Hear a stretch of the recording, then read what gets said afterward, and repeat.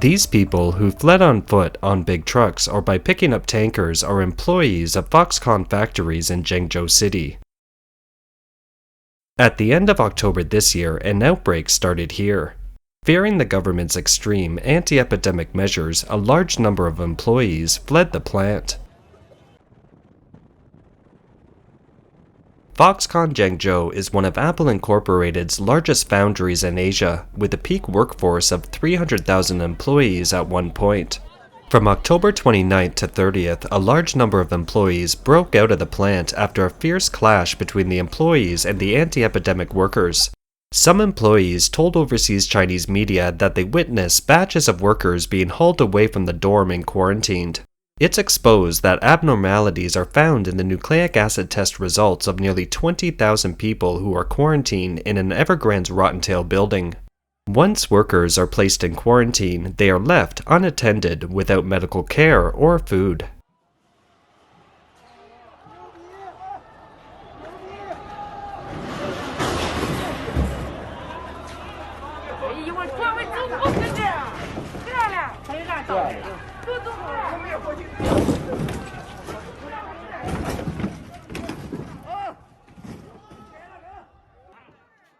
All these have scared the remaining workers. First, they are still afraid that they will be dragged away for quarantine. Second, they are also afraid that the number of positive cases in Foxconn factories will continue to increase, and that eventually they will be infected.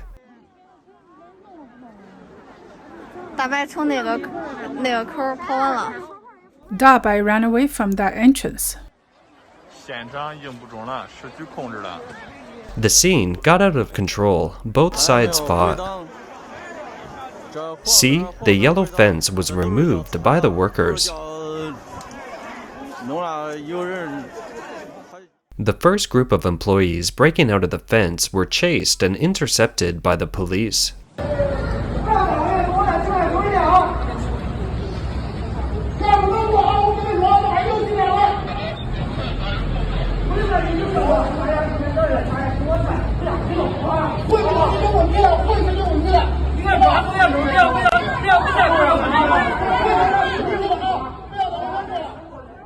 Those who were intercepted were disinfected with blowguns by the anti-epidemic staff, commonly known as the dabai in Chinese, as they wear white protective suits.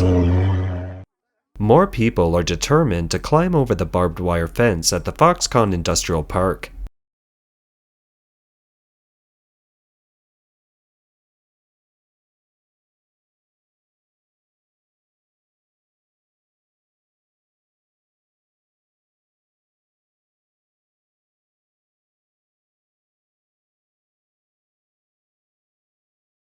The news is spreading rapidly on Chinese social media.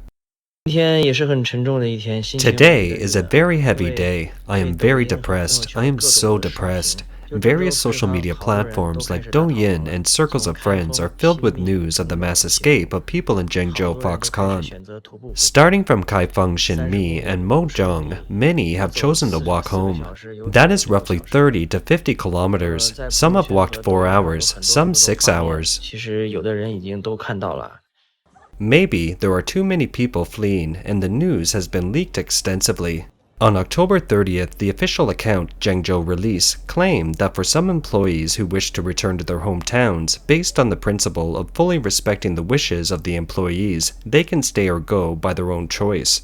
But the public doesn't feel assured about the official announcement, because multiple sources have revealed that the relevant local governments are investigating the whereabouts of these employees and are preparing punitive measures.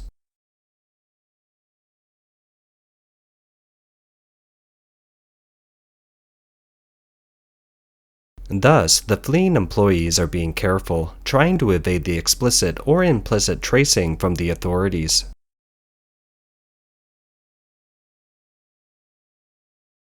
Because the entire city of Zhengzhou is under a so-called silent management period, most of the employees who escaped from Foxconn Industrial Park have to go home on foot.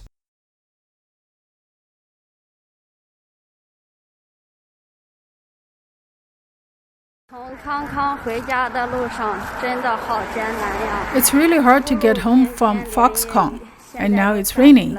We're walking all the way home. The luggage is getting too heavy that we have to carry it together. They are hiking along the highway with their luggage in tow. They take a short break in the overgrown wilderness.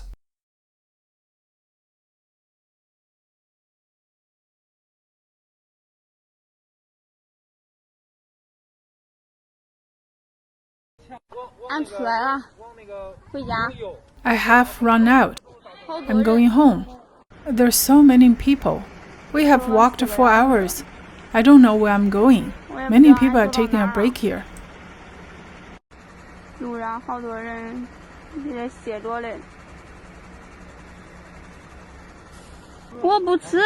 don't want to eat. Let's go. It's raining. It's raining.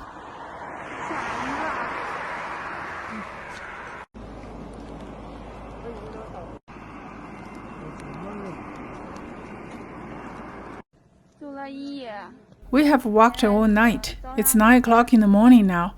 We're still walking. People are all getting really tired. We'll sit here and take a break. After the news of Foxconn employees' escape spread among the public, some people placed chargers, water, and food on the roadside for the workers who were trying to return home. Did you guys get out today or yesterday? Last night. You came out yesterday. You were still in Zhengzhou. You haven't run out of it yet. Yes. About how many people have escaped right now? There are about 10,000 people. I left the Foxconn last night at 10 p.m. and walked till 12 a.m. now. Still, I haven't found my way home. This kind sister, we walked together on the road.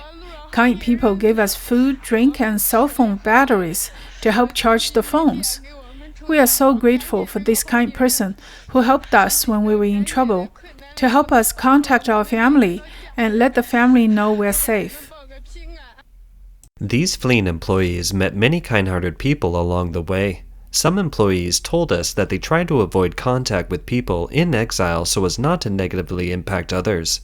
However, many villagers along the way were very kind to give them directions, and others chased after them to offer food and drink. Of course, some of the food prepared for the Foxconn employees along the way was taken away secretly by some nearby villagers. How can you put food on Foxconn workers in your own vehicle? People need food when they are walking on the road. If you take them all, they will have no food. These two people really have no self-respect. The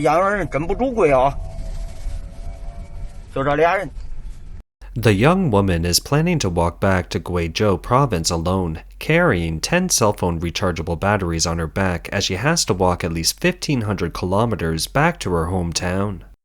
Are you going to Guizhou? Guizhou is thousands of kilometers away. How can you get there? The lockdown in Zhengzhou is very strict. There are many good-hearted truck drivers who risk their lives to pick up these fugitives. Of course, because of the strict control of the CCP and its practice of keeping score at the end of the day, some drivers are afraid to lend a helping hand, even though they sympathize with the fugitives. Are you from Foxconn Airport? I'll put on a mask and won't give you any trouble. No. Really, I'll put on my mask. I'm that kind of infected. I can't get a meal there at Foxconn. It's real. No. You asked me to help you, but my car will be impounded if I do. Now the investigation is very strict, okay? I can't help you. Really, I can't help you. I am very sorry. People traveling on the road told overseas Chinese media that it's very difficult for people to travel around China because almost all parts of the country are under varying degrees of control measures. The cost of quarantine makes it prohibitively expensive for friends or relatives in their hometowns to drive to pick them up. It costs at least $1,000 to pick up a person, and there exist various risks that'll result in the person not being able to return home anytime soon once entering Zhengzhou. Therefore, they choose to walk all the way home by themselves. A group of employees who had already arrived at their hometown were picked up by the government and placed in quarantine as soon as they entered their hometown grounds. One employee ran away from Foxconn at noon on October 29th and walked nearly 200 kilometers through the countryside before finally arriving home on October 31st.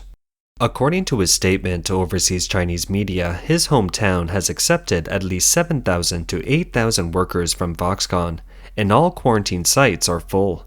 Of course, he couldn't get the last month's salary because he escaped, and the paycheck was paid on the 7th of each month. From 1942 to 1943, there was a great famine in Henan province, where a terrible drought was followed by a locust plague, and the famine spread to 110 counties in the province. Today, there is no famine, but Chen Hui, the man from before, is on the run across the country. He said, "There was no food in 1942. Now, in 2022, there might not be life."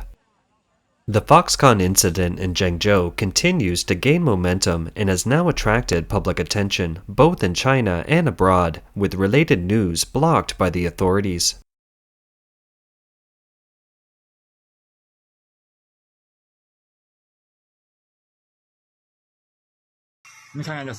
They are raising the fence, reinforcing it so no one can escape.